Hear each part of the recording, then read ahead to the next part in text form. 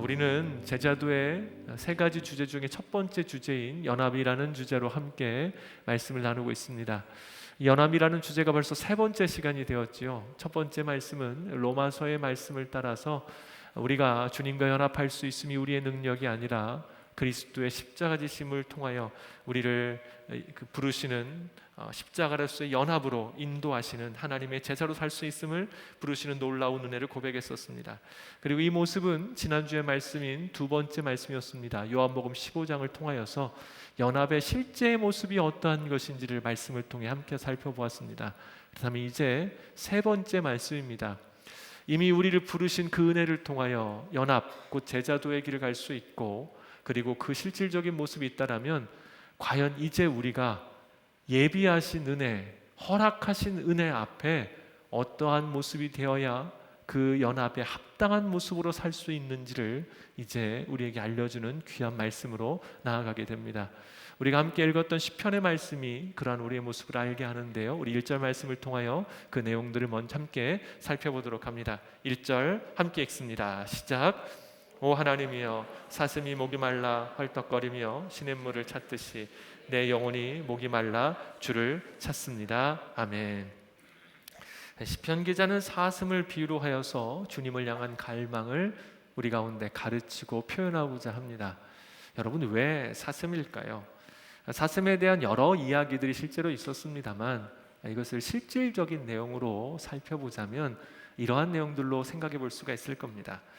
사슴이라는 동물은 성경에서 다른 동물들과 달리 조금은 고고하고 아름다움을 상징하는 동물들로 사용이 됩니다. 여성의 아름다움을 이야기할 때도 이 사슴을 이야기할 때가 더러 있었었죠.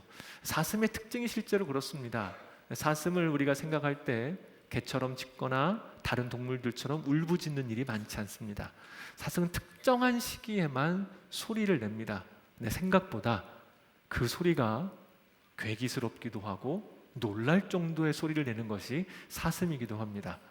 여러분, 혹시 사슴 우는 소리 들어보신 적 있으십니까? 집에 가셔서 인터넷으로 한번 찾아보십시오. 깜짝 놀라실 겁니다. 저는 어렸던 시절에 제가 갔던 근처에 이상한 소리가 들려서 도대체 무슨 소리인가 해서 처음 듣는 동물 소리여서 깜짝 놀라서 주변을 바라봤더니 거기 사슴 농장이 있었습니다. 사슴은 보통 이 짝짓기에 굉장히 위험이 있을 때 소리를 울부짖게 되는데요, 그 소리가 굉장히 특별합니다. 일반적으로 다른 동물들에 비해 조용했던 사슴이 울부짖거나 혹은 다른 행동들을 하는 것은 그 행동 자체가 특이하게 다가올 수 있는 편이죠. 그런데 이러한 사슴은 이 중동에서 사는 사슴에게 있어서 특별히 한 가지 약점이 있습니다. 육식동물은 일반적으로 육식을 통해서, 그러니까 자신이 잡아먹는 동물들을 통해 수분을 충분하게 섭취할 수가 있습니다. 그리고 나머지 동물들입니다. 초식동물 중에서도 잘 아시는 것처럼 낙타나 이 중동지에서 많이 기르는 염소 같은 경우에는 이 물을 저장할 수 있는 특징이 있어요. 하지만 사슴은 좀 다릅니다. 사슴도 종류마다 다르겠습니다만 사슴의 경우에는 일반적으로 이 더위에 특화된, 그래서 물을 저장하며 살 수 있는 동물들에 비해 이 사슴은 물에 취약한 부분이 있습니다. 그래서 우기에는 괜찮은데 이 건기가 다가오면 사슴이 많이 취약해집니다. 일반적으로 사슴은 다른 동물들에 비해서 물 보관 능력이 떨어지기 때문에 낮에 돌아다니는 것을 지향하고 밤이나 새벽에 많이 돌아다닙니다. 특별히 새벽에 일어나는 이유가 있습니다. 그것은 바로 풀 위에 맺힌 이슬을 풀과 함께 먹음으로 인해 이 수분을 공급받기 위해서이지요. 그러나 여러분, 우기가 지나고 건기가 되면 이슬이 사라집니다. 그리고 남아있는 풀들도 바짝 마르기 시작해요. 물 보관 능력이 다른 초식 동물들에 비해서 떨어지는 이 사슴이 이때 건기가 되면 이제 문제가 생기기 시작합니다. 사슴은 또 땀샘이 잘 발달되어 있지 않는 동물입니다. 없진 않지만 사람들처럼 건기가 되어 주변이 더워지고 체온이 올라가면 땀을 배출함으로 인해서 이 체온의 항상성을 유지를 해야 되는데, 이 건기가 되어서 돌아다니기 시작할 때 환경의 온도가 올라가고 주변의 온도가 올라가고 이 체온이 올라갈 때 결국 땀샘이 발달되어 있지 않아 할 수 있는 방법은 거칠게 호흡하는 방법밖에 없다라는 겁니다. 이 호흡이 지속됨으로 인하여서 여기로 수분이 나가기 시작하는데요, 이 수분이 나가는 일정 시간이 지나게 되면 어떻게 되겠습니까? 입이 마르고 급격한 이 건조 상태, 이 목 전체가 마르게 되는 이 급격한 건조 상태가 되어서 사슴이 우기 때에는 보이지 않았던 이 헐떡거리는 모습이 발견된다는 것이죠. 그래서 고대 중동의 사람들에게 있어서 사슴의 헐떡거림은 일정한 시기가 되면 볼 수 있지만 그 모습이 늘 봤던 모습이 아니기 때문에 다른 동물들에 비해, 여러분 생각해 보십시오. 강아지, 개 같은 경우에는요, 쉽게 헐떡이는 것을 우리는 늘 볼 수 있습니다. 그런데 이와 달리 사슴의 헐떡거림은 그렇게 늘 봤던 것이 아니고 사슴이라는 동물의 상징성이 있기 때문에 이 모습이 매우 특별하게 다가올 수 있었다라는 것이지요. 그래서 이 사슴이 어디를 찾아가기 시작하겠습니까? 이제는 새벽의 풀들로서 충분한 수분의 섭취가 되지 않기 때문에 자신의 서식지 주변에 있는 이 물을 찾아, 시냇물을 찾아 이동하기 시작한다는 것입니다. 우기 때에는 어디든지 물이 있습니다. 이때는 와디라고 부르는, 비가 오면 물이 생겼다가 또 사라지기도 하는, 이 비가 왔었을 때에 늘 물이 있었던 와디가 주변에 있었기 때문에 그렇게 어렵게 찾지 않아도 됩니다. 그러나 경기가 되고 나면 와디는 다 사라지게 되죠. 감사하게도 사슴은 굽이 있어서 이 평지보다 산이나 혹은 안반을 타기에 적합한 동물입니다. 그의 서식지 가운데 다 사라진 이 우디를 제외하고 이제 사슴은 물의 근원이라고 불리는 오늘 본문의 시냇물을 찾아다니기 시작하는데요, 이 단어가 바로 아피크라는 단어입니다. 그래서 주변 서식지 주변에서 이제 이 헐떡거림, 이 참을 수 없는 갈증을 해결하기 위하여서 이 사슴이 시냇물을 찾아 헤매기 시작하는 것이죠. 자, 그럼 여러분, 여기서 우리가 당연히 물어야 될 질문이 한 가지가 있습니다. 사슴이 이 시냇물을 찾을 때 위협이 있을까요? 위협이 없을까요? 예, 당연하지요. 이 시기가 되면 사슴이 풀을 통하여서 수분 섭취를 충분히 할 수 없다라는 것을 다른 맹수들도 알고 있습니다. 그러니 그곳에 가서 미리 숨어 있어서 사슴이 찾아와 이 헐떡거리는 사슴이 정신없이 물을 먹는 것을 기다리고 있는 이 맹수들이 있을 수밖에 없다는 것이죠. 그럼 여쭤봅니다. 사슴은 이걸 모를까요? 알까요? 알 겁니다. 그러면 사슴은 이 자신의 학습을 통하여서 그 시기에 맹수가 기다리고 있다는 것을 알매도 불구하고 그곳에 가야겠습니까? 가지 않아야겠습니까? 당연히 가야 됩니다. 그래서 오늘 이 사슴이 헐떡거리며 시냇물을 찾아 나아가는 이 모습은 여러분 단순히 취미나 혹은 해도 되고 안 되는 문제가 아니라 오늘 시편의 기자는 우리에게 이렇게 이야기하고 있는 중입니다. 사슴의 헐떡거리며 시냇물을 찾는 것은 생사의 문제를 가지고 나아가는 일임을 우리에게 강력하게 이야기하고 있는 중이죠. 시편 기자가 그래서 우리에게 묻고 있는 겁니다. 사랑하는 여러분, 우리의 인생에 진정한 해갈이 되고 우리의 인생의 진정한 생명의 물의 근원이 되고 우리의 목마름을 해결해 줄 수 있는 유일하신 분이 누구이십니까? 하나님 한 분이신 줄로 믿습니다. 그렇다면 우리가 주님을 찾아 나아가는 일이 여러분 어떠한 문제라고 우리에게 이야기하고 있는 중일까요? 이건 취미의 문제가 아니라는 거예요. 찾고 안 찾고의 문제가 아니라는 겁니다. 오늘 내가 은혜를 받아서 주님을 찾거나 혹은 어떠한 일이 생겨서 주님을 오늘 찾아야 되는 문제가 아니고 어제와 오늘 내일과 상관없이 우리는 우리의 생사를 위하여서라도 주님을 반드시 찾아야 되는 존재임을 시편 기자가 이야기해주고 있는 것이죠. 그럼 여쭤봅니다. 사슴을 비유로 하여서 오늘 내가 주님을 찾는 것을 그토록 갈망한다라고 이야기하는 이 시편 기자의 고백 안에 과연 우리가 주님께 나아가 주님을 찾는 그 일에는 여러분 위협이 있을까요? 어려움이 전혀 없는 것일까요? 어떻게 생각하십니까? 당연히 우리를 방해하는 이들이 있다라는 것이죠. 사탄은 게으름, 낙담, 불안, 두려움, 의심, 환경과 여건으로 인해 주님을 찾아 나아가야 되는 우리로 하여금 주님께 나아가지 못하게 하는 수많은 일들로 우리 앞에 덫을 놓고 기다리고 있는 것은 우리가 이미 경험한 일들입니다.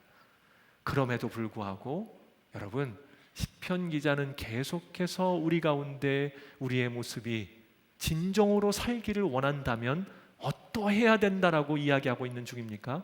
우리가 읽었던 1절 하반절의 말씀이 2절을 통해 이렇게 다시 한번 선포됩니다. 자, 우리 2절 말씀 함께 힘있게 읽어보도록 합니다. 읽습니다. 시작.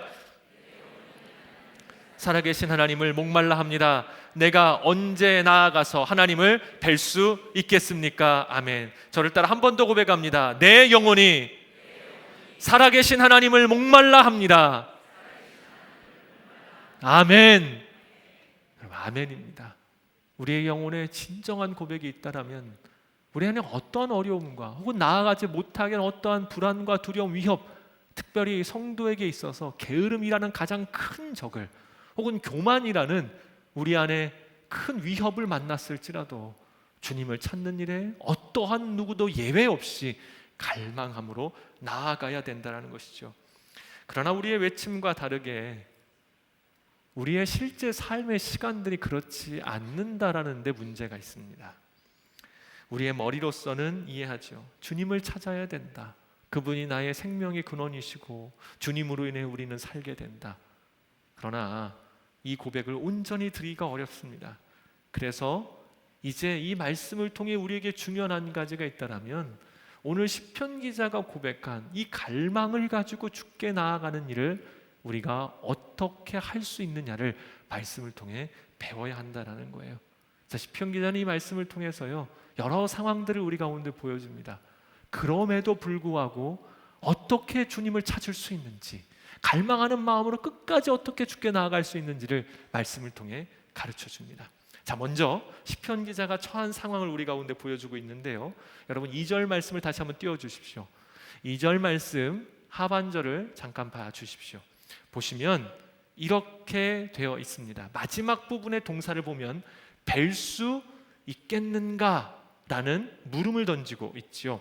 여러분이 뵐 수 있겠는가라는 이 표현을 우리말로 의역을 해서 그렇지요. 본래 이 뜻은 하나님께 나아가 제사를 드린다, 하나님께 나아가 예배를 드린다라는 제의적 표현을 쓸 때 하는 표현 단어입니다. 시편 기자는 이렇게 우리 가운데 이야기하고 있는 중이에요. 그의 상황이 얼마나 어려운지 2절을 통해서 나는 지금 하나님께 예배를 드리고 싶은데 예배마저도 드리며 나아갈 수 없는 어려운 상황에 처해 있다는 것을 이야기해주고 있는 중입니다. 여러분, 그런데 저는 이 2절의 표현이 너무나 귀하고 감사합니다. 다시 한번 2절을 좀 열어주시겠습니까? 시편 기자가 처해 있는 상황이 굉장히 어려운데요, 이렇게 표현하고 있는 중이에요.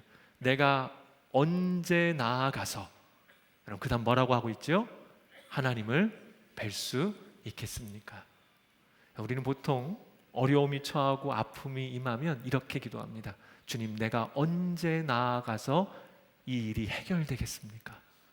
그런데 시편 기자는 이렇게 고백하는 거예요.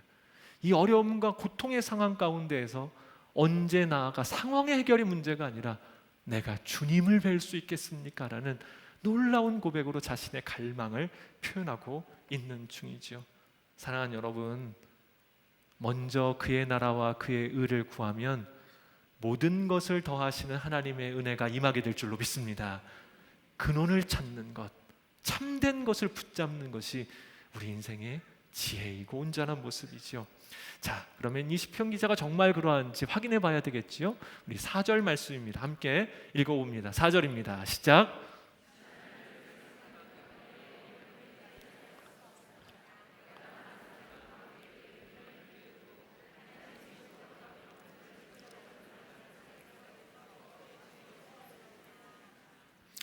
시편 기자의 지난 날을 회상하고 있습니다. 뭐라고 표현하고 있냐면 절기를 지키러 예루살렘으로 올라가며 그는 기뻐하는 사람이었다라는 표현을 쓰고 있어요. 여러분, 이 회상은 우리에게 다시 한번 무엇을 확증해 줍니까? 지금은 절기를 지키러 예루살렘에 갈 수 없는 형편임을. 그래서요, 4절의 마지막 부분에 4절 첫 번째 문장의 마지막 부분 이런 표현이 나와 있습니다. 토해내지 않을 수 없다라는 표현을 쓰며 지금 자신이 어떠한 상황인지를 적극적으로 이야기하고 있죠. 그리고 또 한 가지 그가 실제 그러한가를 이렇게 이야기합니다. 우리 6절입니다. 함께 6절 말씀 읽습니다. 시작. 오 내 하나님이여 내 영혼이 내 속에서 풀죽어 있으니 요단 땅 헤르몬산 곧 미사엘산을 바라보며 내가 주를 기억할 것입니다. 여기서 나와 있는 요단 땅, 헤르몬산, 미사엘산은 다 똑같은 지명입니다. 헤르몬산에는요, 헤르몬산의 주변에 근처에 많은 언덕들이 있겠죠. 그 많은 언덕 중에 하나가 미사엘산이라고 추정할 수 있겠고요. 그리고 요단이라는 강이 이 헤르몬산이 수원지입니다. 근원지입니다. 그래서 헤르몬으로부터 흘러오는 것이 요단강을 이루게 되어 있기 때문에 요단 땅이라고 표현하기도 했고 헤르몬산, 미사엘산이라고 이러한 표현을 씁니다. 여러분 혹시 성지순례 다녀오신 분들, 이스라엘에 관심이 있는 분들께서 딱 이 지명을 들었을 때 여기가 어디인 줄 아시겠습니까? 이스라엘의 최북단입니다. 예루살렘으로부터 가장 북쪽에 먼 곳이 헤르몬산이고 국경입니다. 지금 시편 기자가 있는 곳은 자신이 처해 있을 수 있는 환경 가운데 예루살렘으로부터 가장 먼 곳에 와 있을 수밖에 없고 예배로 나아가고 싶지만 이곳에서 벗어날 수 있는 방법이 없기 때문에 여기에서 나의 상황이 이러함을, 예배조차 나아갈 수 없는 나의 열악한 상황임을 이야기하는 시편 기자의 아픔을 표현하고 있는 중이지요. 그러나 시편 기자는 여기에서 표현하고 있는 한 가지가 있어요. 여러분 저를 따라 한번 고백해 보시겠습니까? 내 영혼이 목마르다. 여러분 이게 굉장히 아이러니한 표현입니다. 말씀드린 것처럼 지금 시편 기자가 있는 곳은 어디라고요? 물의 근원지인 헤르몬산입니다. 실제 헤르몬산은 이것도 말씀드리겠습니다만 이 폭포가 떨어지는, 그래서 이 물이 늘 풍성한 곳이에요.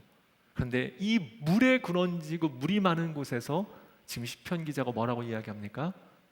아무리 많은 물도, 수많은 물들도 내 안에 갈증을 해결할 수 없음을 이야기하고 있는 중이죠. 여러분 시편 기자는 처해 있는 환경이 죽게 나아갈 수 없는 열악하고도 아프고도 힘든 상황입니다. 그러나 그가 알고 있는 한 가지를 분명히 이야기합니다. 내 상황은 이렇게 어렵다, 너무나 고통스럽다. 그러나 지금 이 시간 나를 해결하실 수 있는 분은 오직 한 분임을 그가 끝까지 놓지 않고 있는 모습을 우리 가운데 보여주고 있죠. 말씀은 시편 기자가 처한 또 다른 상황을 우리 가운데 보여주고 있는데요, 우리 3절과 10절입니다. 이렇게 어려운 상황에 여러분 반드시 찾아오는 한 가지가 있습니다. 우리 2절의 말씀 연이어 읽어봅니다. 시작. 내게 너의 하나님이 어디 있느냐 하니 내 눈물이 밤낮으로 내 음식이 됐습니다. 내 원수들이 나를 조롱하며 날마다 너의 하나님이 어디 있느냐 하는 말이 마치 칼이 내 뼈마디를 쑤시는 것 같습니다. 환경의 어려움만 해도 우리는 좌절하여 넘어지기가 쉽습니다. 그런데 그때 여러분 빠지지 않고 다가오는 한 가지가 있다면 주변에 나를 향한 이야기들이지요. 여러분께서 이 말씀을 읽으시면서 어떤 장면이 떠오르셨습니까? 저는 개인적으로 욥의 친구들이 떠올랐어요. 욥이 극한 어려움의 환경에 처하게 되었죠. 그때 친구들이 찾아왔습니다. 몇 날 며칠을 울며 함께 금식하며 가슴을 치며 아무 말도 못했던 친구들이 여러분 그 말을 꺼내면서 무엇을 하기 시작했습니까? 욥을 비난하기 시작했어요. 욥의 폐부를 칼로 찌르는 말들을 계속하기 시작했어요. 가장 가까운 이들이 옆에 있어서 너의 죄 때문이야, 네가 하나님 믿는 사람이라면 이런 일이 일어날 수가 없지, 네가 그 모양이니까 이런 꼴을 당했지라고 그 옆에서 이야기하고 있었던 것이 욥의 친구들이었어요. 여러분 어쩌면 믿지 않는 사람들이 나의 모습을 보며 당신 하나님 믿는 거 맞아? 왜 이렇게 어려움을 당해? 그것도 실은 어렵습니다. 그런데 믿음의 동료들이 나를 찾아와서 이야기하는 겁니다. 네 믿음 거짓이었나 보다. 하나님 믿음이 이럴 수가 있냐? 너 돌이켜라, 회개해라, 너 잘못됐다. 여러분 지금 어쩌면 시편 기자가 처한 상황은 저는 전자보다 후자가 가까울지도 모르겠어요. 다윗의 원수들은 실제로 시편을 가장 많이 썼던 다윗의 원수들은 실제로 다윗의 가장 가까운 측근들이었습니다. 다윗을 가장 잘 알고 함께 하나님을 믿었던 많은 이들이 시편의 가장 많은 부분을 차지한 다윗을 그토록 어렵게 하기도 했었었죠. 그래서 시편 기자가 뭐라고 이야기합니까? 내 눈물이 밤낮으로 내 음식이 됐다. 10절에서는요, 말이 칼이 되어 뼈마디를 쑤신다라는 이 감당할 수 없는 아픔과 어려움, 어쩌면 소위 우리 안에 이런 표현일지도 모르겠습니다. 성도님들 가끔 대하다 보면 이렇게 말씀들 하세요. 너무 괴로워서 기도조차 못하겠다. 너무 힘들어서 예배조차 못 나오겠다라는 말씀하신 성도님들이 계십니다.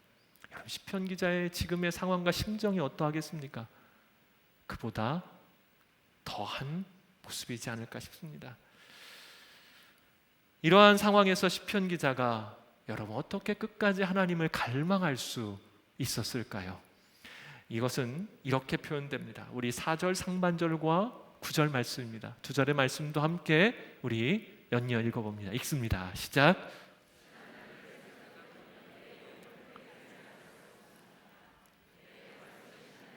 내가 말할 것입니다. 왜 나를 잊으셨습니까? 내가 왜 적들에게 억눌린 채 슬퍼하며 돌아다녀야 합니까? 시편 기자가 첫 번째 보인 모습이 있어요. 자, 저를 따라 함께 고백해 보겠습니다. 하나님께 말할 것입니다.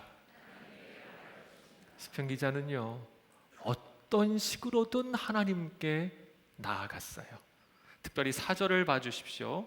그럼 4절을 다시 한번 보시면 내 영혼을 토해낸다라고까지 이야기하고 있어요.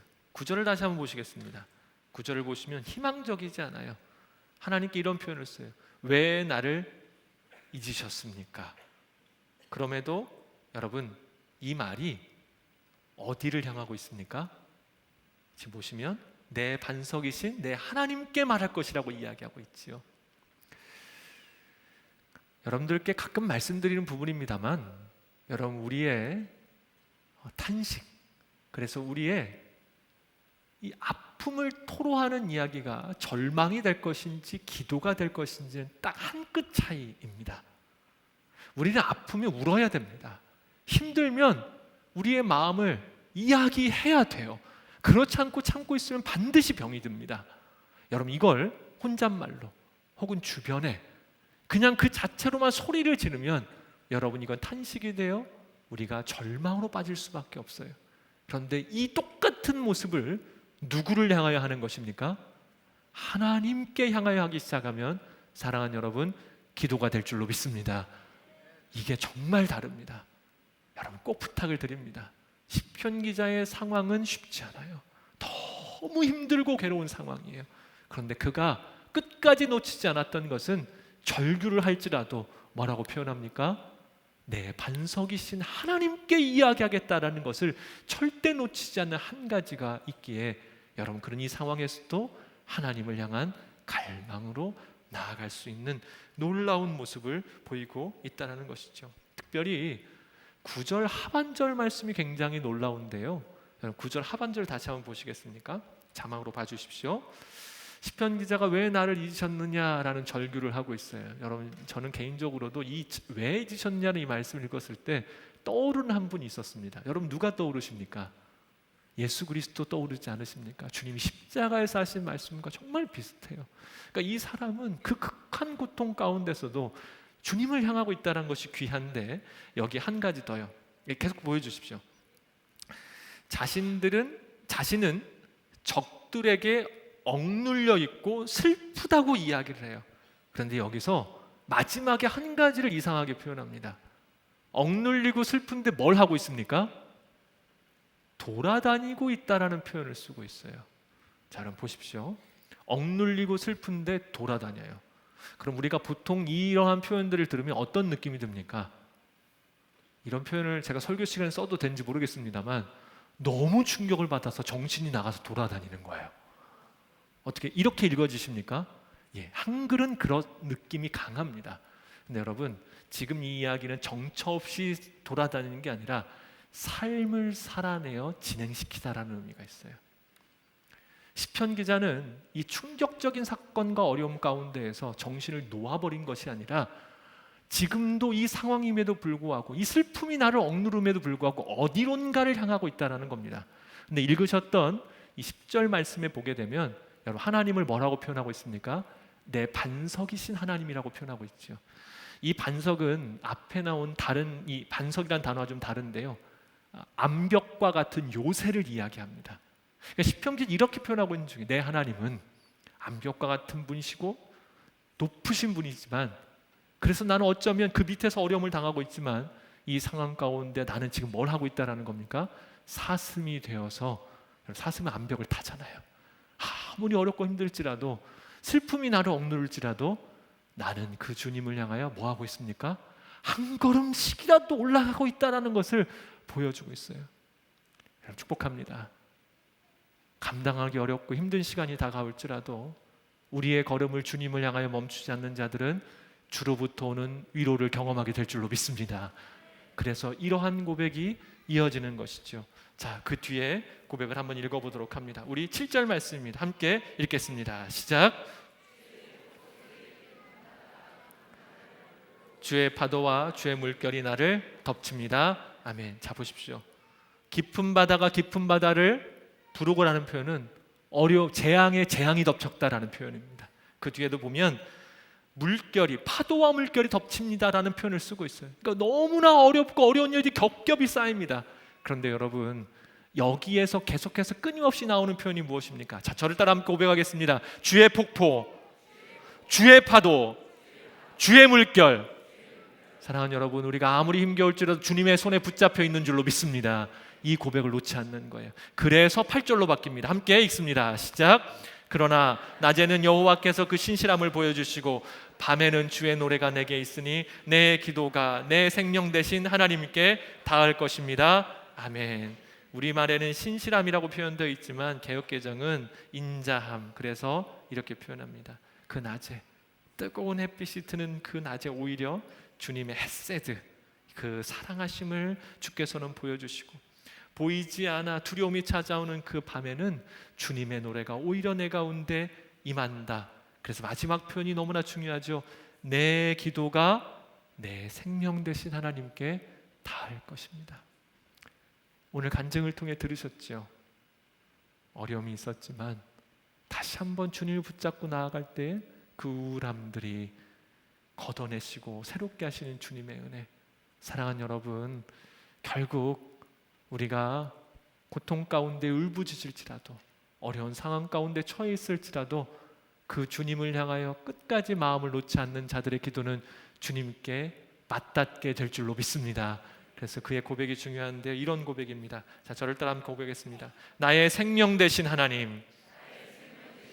자, 이러한 고백이 있었기에 시편 기자는 감당할 수 없는 아픔과 어려움 속에서도 마지막 선포를 하게 되는데요, 우리 5절과 11절 읽고 마무리하도록 하겠습니다. 함께 두 절의 말씀 읽습니다. 시작.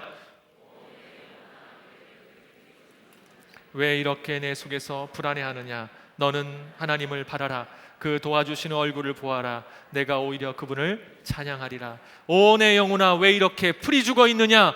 왜 이렇게 내 속에서 불안해하느냐? 너는 하나님을 바라라. 내가 오히려 그분을 찬양하리라. 그분은 내 얼굴을 도와주시는 분이시며 내 하나님이십니다. 아멘. 자, 저를 따라 함께 고백하겠습니다. 내 하나님을 바라라.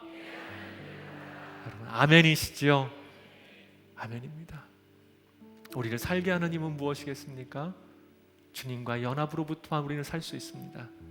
이미 주께서는 십자가를 통해 허락하셨고, 주님이 포도나무임을 비유하시며 우리에게 말씀하시는 겁니다. 가지는 나에게 붙어야 된다. 그 가지가 붙을 수 있는 방법은 갈망이에요. 여러분, 우리는 불완전합니다. 늘 찾아오는 삶의 어려움 가운데 우리를 넘어뜨리려고 하는 사탄의 여러 계략들이 있습니다.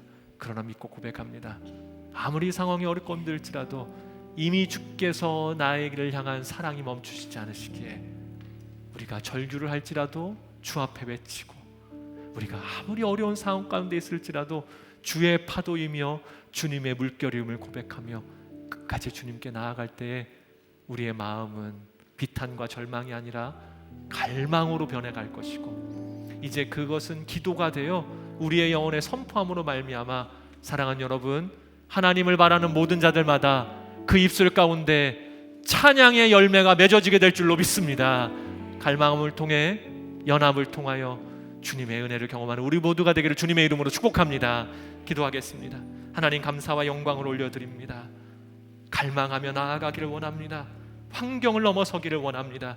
주신 말씀을 통하여 오늘 우리가 주님을 향하여 헐떡이는 사슴이 되어 오직 주님과 하나됨으로 나아가 그 연합의 비밀을 아는 자들이길 원하오니, 성령이여 이 말씀을 우리 안에 온전함으로 이루어 주시고 오늘 주께 나아가는 모든 이들마다 이 은혜를 누리며 갈망함을 통한 연합으로 그 은혜를 누리는 하나님의 사람들로 살게 하여 주시옵소서. 이루실 주의 은혜에 감사드리오며 예수님의 이름으로 기도드립니다.